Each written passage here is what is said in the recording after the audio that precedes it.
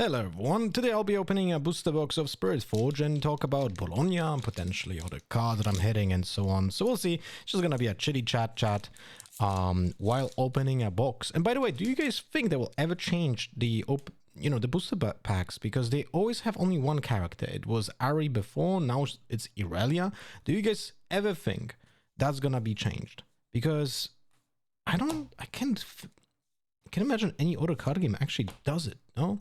Spirit Wheel and Mechanized Rumble. Oh, okay.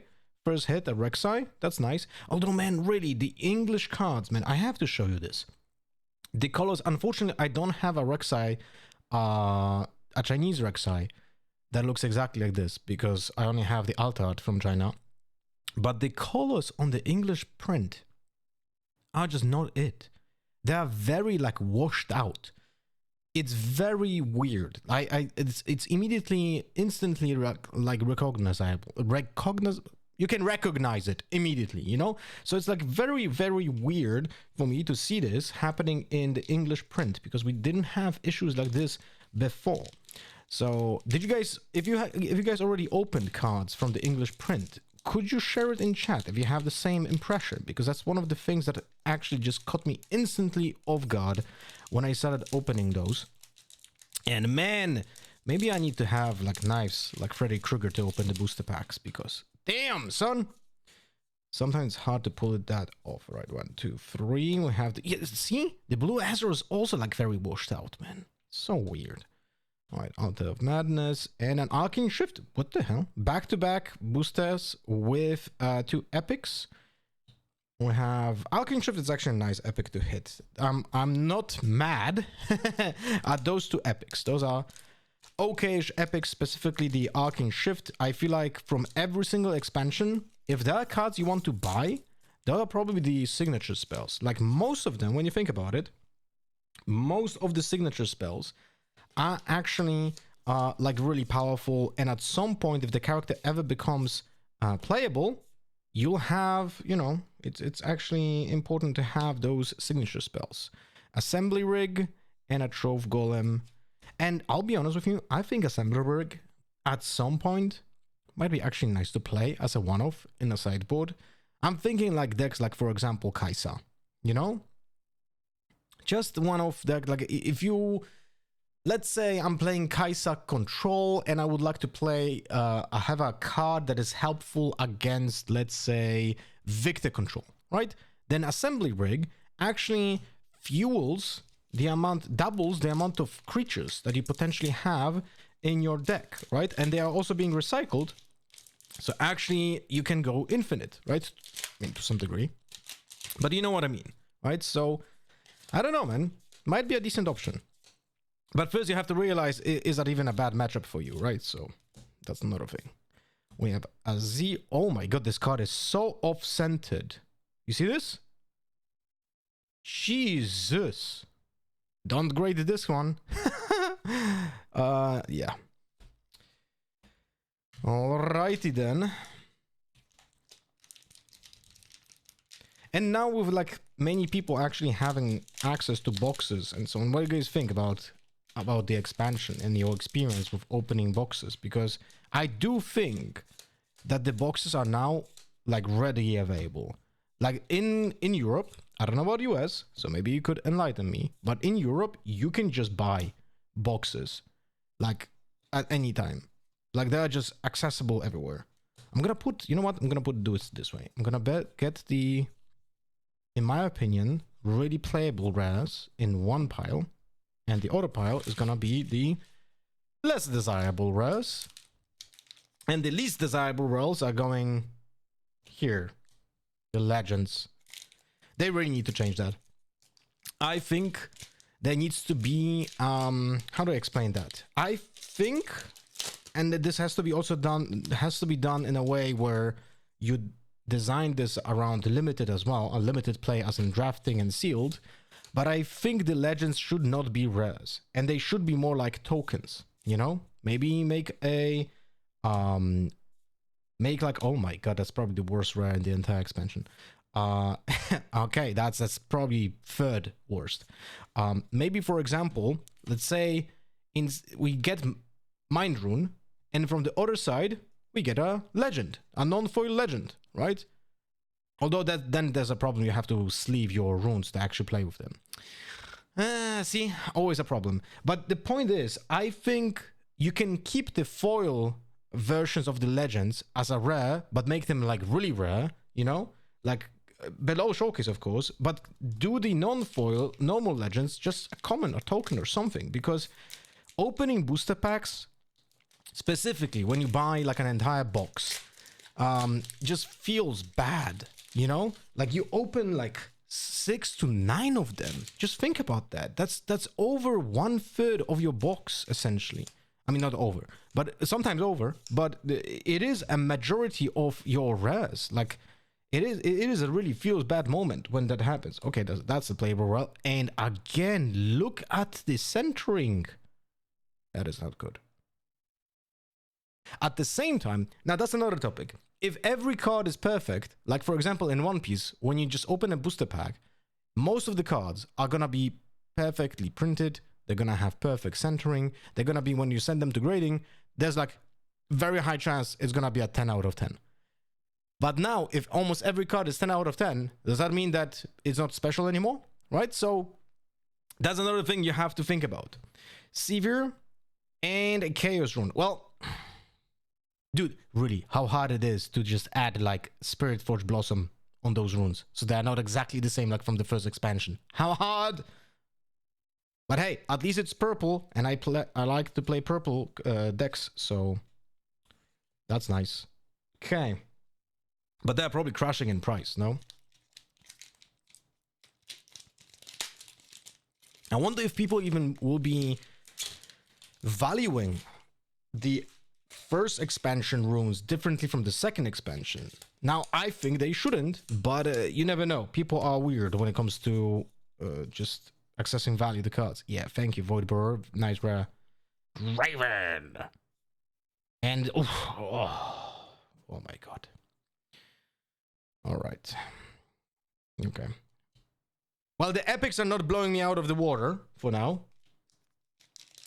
You know? They're not blowing me out of the water, that's for sure. But at the same time, it's not super terrible.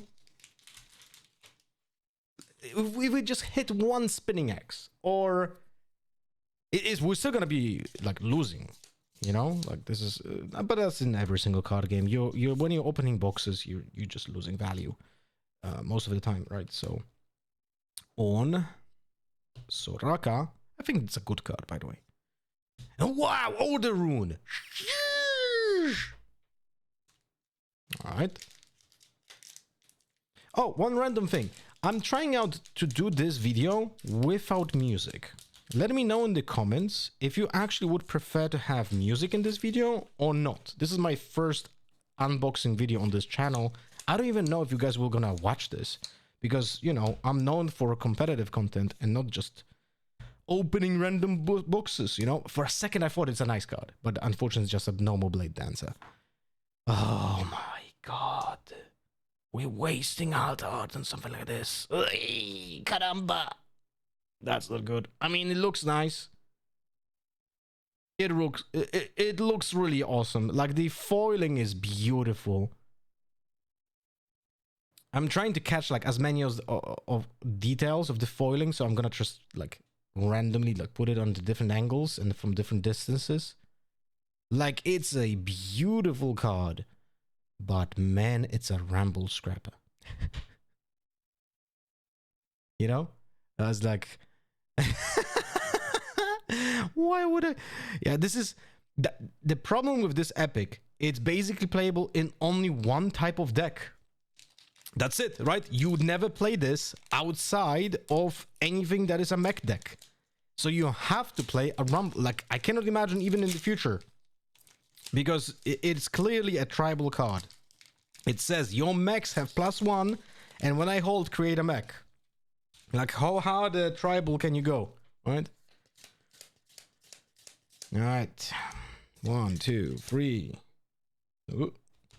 Foil Fira. Okay, so that's the second worst rare. And Avoid Rush. Okay, that's a nice hit. That's a nice hit. But again, the colors, man. The purple is just not purple. It's grayish purple. I'm not sure if you guys see this. Like, the colors are just not it. You know what? Wait. How can I show it to you?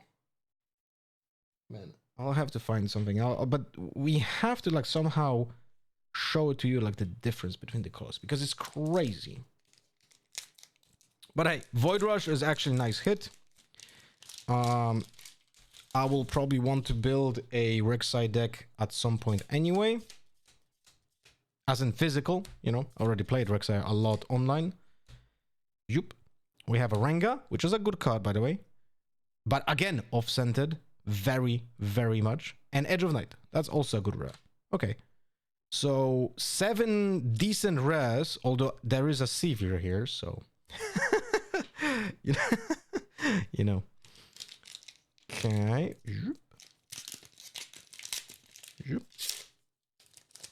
I destroyed this booster pack.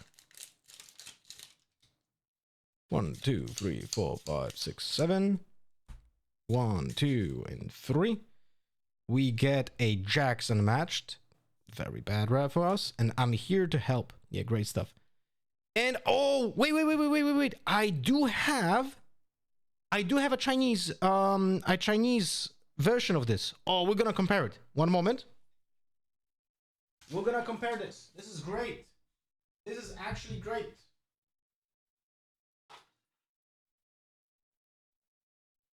I mean, I'm not happy I hit it, but we can actually compare the colors now. Let's see. So I have the Chinese version over here.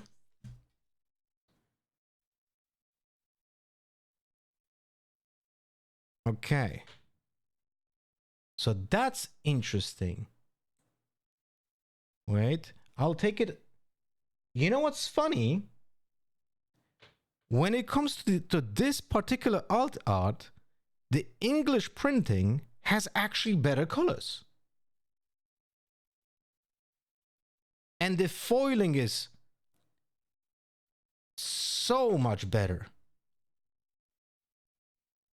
It's, yeah, the English version is much better.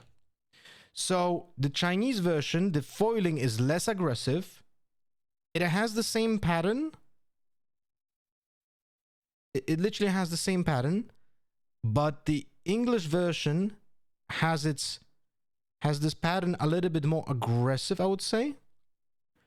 So it's more easily visible. The reds are more red on the English one. But this is incredibly interesting. And also the English one is better cut. This one has like, the Chinese version has like the white thingies. But not that as many, but they do, it does have it. Because the other cards, like when you take a look, oh, here we go. The colors are just washed out on this version of Rek'Sai. Here, this one looks great. It looks like, you know what? If I would have to make an assumption, I would say that the English version, the English alt art cards are being printed in a different environment, on a different machine or something like that. Because it is crazy to me that you have such a big difference in the colors between those two, you know? And then it's even weirder that the alt art looks better on the English version rather than the Chinese version. That is because, like, when I was comparing my Chinese spinning axes to my non-Chinese spinning axes, I was like, I prefer the Chinese ones. They look better, you know? Purifier, Jana. Oh, yeah, okay, great. Alrighty.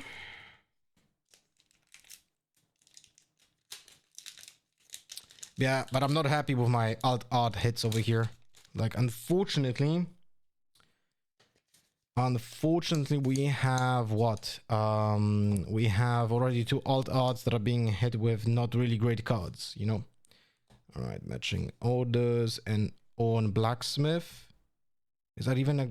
Yeah, that's an epic. Oh my god. Yeah. So we have hit 3, 4, 5, 6 already. No, 1, 2, 3, 4, 5. Okay, we have 5 epics. So there's a still chance we might get like a spinning axe or Ezreal, you know, or even Defiant Dance. That would be nice. That would be real nice, because otherwise this box is looking real grim. Or give me a signature, of course, then I'm gonna stop complaining. Obviously. Hextech Anomaly. It's gonna be at some point probably a $10 card, but not now. Oh no. Oh no. Yeah, so talking about signatures. Rabadon's Death Crown and the other two, so Shurelia's and Fireforge, are Cape, right? There's a problem with them. This is not confirmed, but just by looking at the stats, I can almost with certainty say that they didn't adjust the print run on those 3 signatures. So essentially what is happening is that we have 3 times too many of each of those, because they are unique, so you can only have 1. So let's say, to make a comparison, if I'm playing a Rek'Sai, I want to have 3 Void Rushes, right? So they're printing like the X amount of Void Rushes to fuel that need. When it comes to Rabadon's Death Crown, when you play Ornn, you can only play 1 Rabadon Death Crown. So they should be printing 1/3 of the amount of Void Rushes, because then the second part of the third should be the Forge Fires, and the third part of the third should be the Shurelias, right? But unfortunately, from what I see from the stats on the sales and the amount of available cards, it looks like those 3 Rabadon, Forge Fire, and Shurelias are all being printed exactly like they're a full signature that can be used in 3 copies. So you will have the exact same amount of copies of Rabadon like you have Void Rush. When people will realize that, you will see the own signatures completely fall to like a €1, $1 card, while other signatures might rise in value because of that. So opening any of the epics being own signatures just feels really bad. That's what I wanted to say. Essentially, you know, and I hope I'm wrong. I really hope I'm wrong, but I don't think I am. So yeah, wait, there's a comments. We're gonna put those here on comments. Yeah, that's a pack with just a legend. Yeah, that's a feels bad moment. That's a really big feels bad moment. Unlucky, I would say, right? Okay. Wait, I'll move those comments because there's too many cards over here. I'm worried I'm gonna tip them over. You know what? I'm gonna put the comments in the box over here.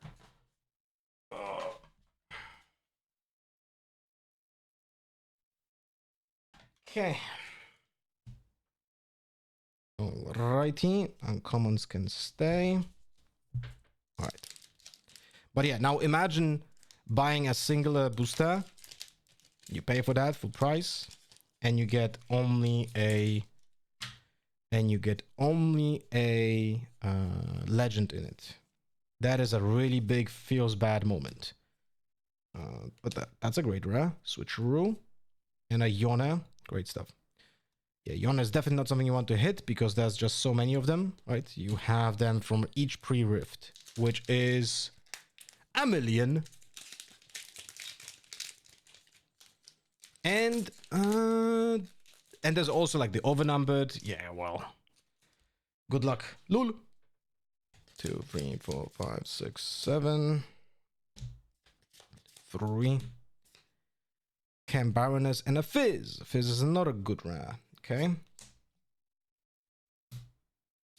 We can still hit something, guys. We can still hit something, I beg you. We can still hit something.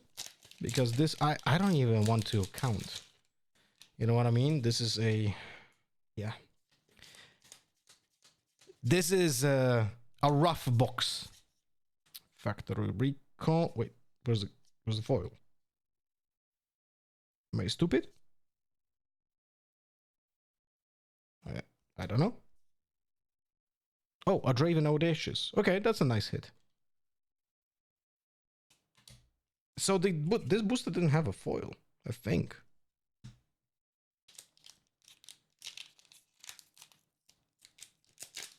Ba-da-ba-ba-da. All right. 1, 2, 3, 4, 5, 6.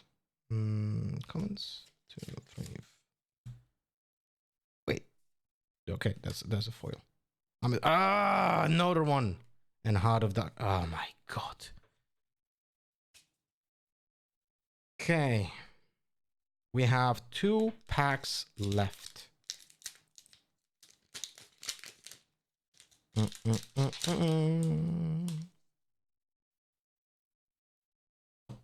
2, 3. Hard Bargain. And a foil Stellarcorn. Rumble, which is...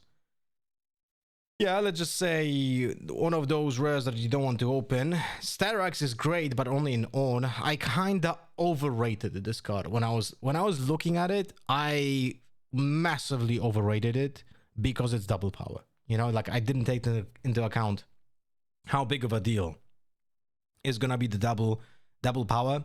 But if it's on, if it's gonna be in the future, the on, this card is still gonna be great. But it's very limited in its let's say use cases, right? It's very limited in its use cases. Okay.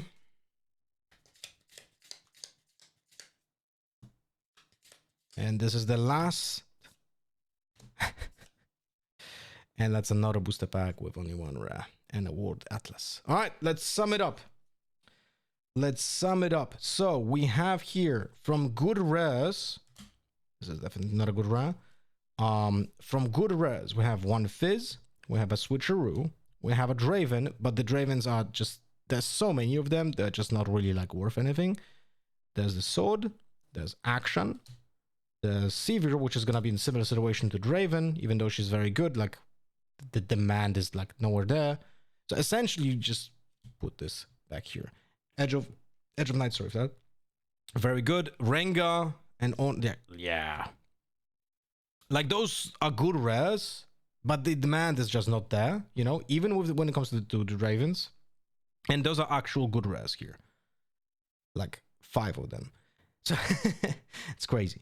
When it comes to epics, we have absolutely horrible epic draw, which is the Ravenous Death Crown, right? The On, even though it is a playable archetype, it is still an On, so it's gonna be very, very cheap. Then we have a good epic, which is the Draven Audacious, because that's like a definitely 100% currently a staple in Irelia and has to be played. Although I personally don't like it, and I thought it's maybe not gonna be a good idea, but the reality is different, and you have to play Draven Audacious in Irelia. So that's a hit. There's 1 signature from Rek'Sai, and there's 1 signature from Ezreal, which are good hits. So that's 3 good hits. Our alt arts are not great. We have a Rumble, and we have a Rek'Sai, and another Rek'Sai over here from normal version, and a normal 0 drive. So yeah, overall, not the best box, but I hope you guys enjoyed the video. Let me know in the comments what you guys think of the experience when it comes to opening Spiritforged. See ya!